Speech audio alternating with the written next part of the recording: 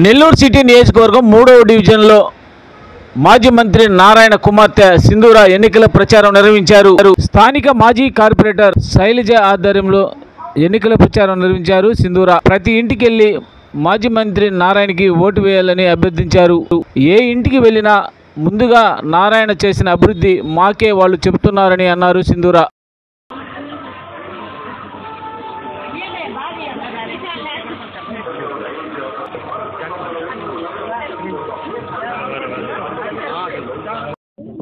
నమస్కారం అండి. నా పేరు డాక్టర్ సింధూర పొంగూరు. నేను మాజీ మంత్రివర్యులు నారాయణ గారి పెద్ద కుమార్తెను.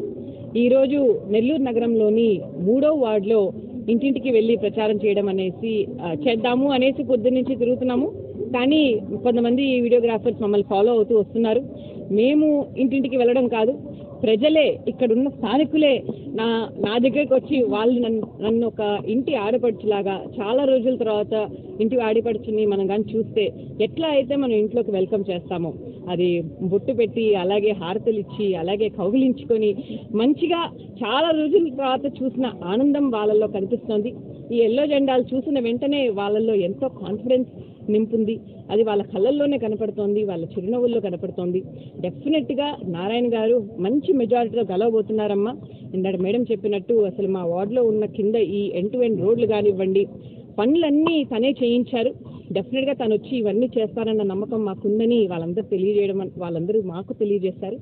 అలాగే మీరు కానీ ఈ మధ్య నారాయణ గారు ఇచ్చిన బైట్స్ కానీ చూసినట్టయితే నారాయణ గారు వేదికల మీద మాట్లాడడం కానీ లేకపోతే జర్నలిస్ట్తో మాట్లాడడం కానీ చూసినట్టయితే తను చాలాసార్లు స్ట్రెస్ చేస్తున్నారు. టీడీపీ అంటే బీసీలు అంటే టీడీపీ అని మనందరికీ తెలుసు. ఎన్టీ రామారావు గారు ఎస్టాబ్లిష్ చేసినప్పటి నుంచి టీడీపీ బీసీలకు అనేసి ఎంతో మంచి పనులు చేస్తున్నారు. వారి యొక్క ఆర్థిక స్థితిని పెంచడానికి, వారి యొక్క వారి లివింగ్ స్టైల్ని పెంచడానికి ఎంతో కృషి చేస్తున్నారు. అలాగే ఈసారి మేనిఫెస్టోలో కూడా బీసీలకు స్పెషల్గా వారి యొక్క ఆర్థిక స్థితి పెంచడానికి కావాల్సిన ప్లాన్లే కాకుండా వారి యొక్క కుల వృత్తులను గుర్తిస్తూ ఎన్నో మంచి పాయింట్లని మెన్షన్ చేస్తున్నారు. వాటి గురించి కొంచెం ఈరోజు డిస్క్రైబ్ చేస్తాను. ఎస్సీలు, ఎస్టీలు అలాగే ముస్లిం సోదరీమణులతో పాటు బీసీలకు కూడా 50 ఏళ్లకే వాళ్ళని పెన్షన్కి ఎలిజిబిలిటీ వచ్చేటట్టు చేస్తామని తెలియజేస్తున్నారు. ఇదొక అద్భుతమైన అవకాశం. డెఫినెట్గా వెనుకబడిన వర్గాల వాళ్ళందరూ దీన్ని యూటిలైజ్ చేసుకుంటారని నేను అనుకుంటున్నాను. అలాగే సెకండ్ పాయింట్కి వస్తే బీసీల యొక్క రక్షణకై స్పెషల్ యాక్ట్ ఆర్ స్పెషల్ జడ్జ్మెంట్ని పాస్ చేస్తాము అని కూడా చెప్తున్నారు. అలాగే బీసీ సబ్ ప్లానింగ్ ద్వారా వారికి ఈ రాబోయే 5 ఏళ్లలో 1,50,000 కోట్ల రూపాయలు వాళ్ళ ఆర్థిక సహాయం కోసమని మనం ఏర్పాటు చేస్తామని చెప్తున్నారు. అది కూడా మిగతా ఏ అపోనెంట్స్ కూడా వాళ్ళ మేనిఫెస్టోలో అది మెన్షన్ చేయలేదు. ఇది ఒక అద్భుతమైన అవకాశం. డెఫినెట్గా వెనకబడిన వర్గాల వాళ్ళని పైకి తీసుకురావడానికి చేసే చర్యలే మేనిఫెస్టోలో చెప్తుంది. అలాగే వాళ్ళ కుల వృత్తులను కానీ తీసుకున్నట్టయితే స్వర్ణకారులు వాళ్ళ కోసం సపరేట్గా కార్పొరేషన్ ఏర్పాటు చేస్తామన్నారు. అలాగే మీరు కానీ కమ్యూనిటీని తీసుకున్నట్టయితే వారికి వేట విరామ సమయంలో 20,000 వరకు వాళ్ళకి ఆర్థిక సహాయం అందిస్తామని చెప్పున్నారు.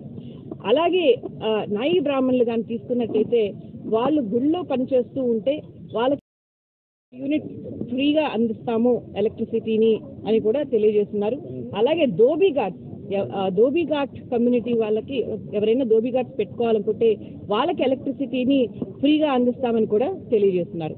ఇలా బీసీలు అంటే కేవలం వాళ్ళకి ఆర్థిక సహాయమే కాదు, వాళ్ళ యొక్క కుల వృత్తులకు ప్రత్యేక స్థానం ఇస్తూ ఈరోజు టీడీపీ మేనిఫెస్టో అన్నది రిలీజ్ అయింది.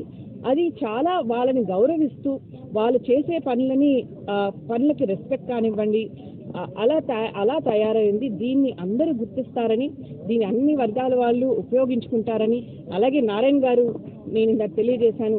నారాయణ గారు ఎలాంటి వారంటే తను ఏదన్నా అక్కడ ఒక ఆపర్చునిటీ ఉంటే దాన్ని ఎట్లా ప్రజలకి కింద వరకు అందజేయాలి అని తను ఆలోచించి ఇంప్లిమెంట్ చేసేవారు.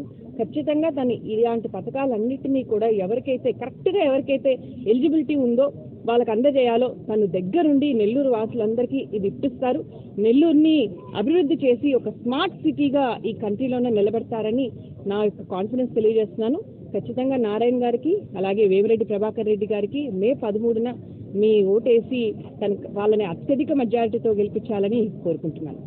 గౌరవ మాజీ మంత్రివర్యులు Ponguru Narayana sir doctor Sindhu madam గారు ఇక్కడికి వచ్చారు. ఇక్కడ అందరూ ఈ 148 బూత్ల వాళ్ళందరూ మేడం గారికి ఘన స్వాగతం పలకడం జరిగింది.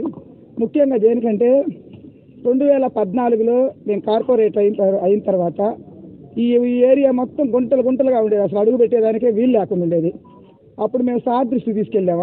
అందరం పోయాం సార్ దగ్గరికి. పోతే మీరు ఇంతమంది రావడం దేనికి, నేనే వస్తానని చెప్పి సార్ వచ్చారు ఇక్కడికి. వచ్చిన తర్వాత సార్ ఇవన్నీ చూశారు. ఇవన్నీ చూసి ఒక వారం 10 రోజుల్లోనే మీకు ఎట్టయినా సరే ఏ ఫండ్స్ అయినా వస్తే నేను ముందు మీ ఏరియాకు చేపిస్తానని ఫస్ట్ కాలువలు వేయించారు. తర్వాత డ్రైన్స్ ఇవి ఎల్ఈడి లైట్లు వేయించారు. స్తంభాలు కూడా కొన్ని ఏరియాలలో అప్పుడు స్తంభాలు వేయించారు. ఫస్ట్ ఆఫ్ ఆల్ చేశారు. తర్వాత మొత్తం మా డివిజన్లో ఎండ్ టు ఎండ్ రోడ్లు, పార్కులు, కమ్యూనిటీ హాల్స్, లాస్ట్ కుట్టు మిషన్లతో సహా ప్రతి ఇంటికి ఏదో ఒక సంక్షేమం అభివృద్ధి చేసే ఉన్నారు నారాయణ సార్. అభివృద్ధి అంటే నారాయణ అంటే అభివృద్ధి అని 2014 నుంచి 19 దాకా 3వ డివిజన్ ప్రజలందరూ నారాయణ సార్ ఏ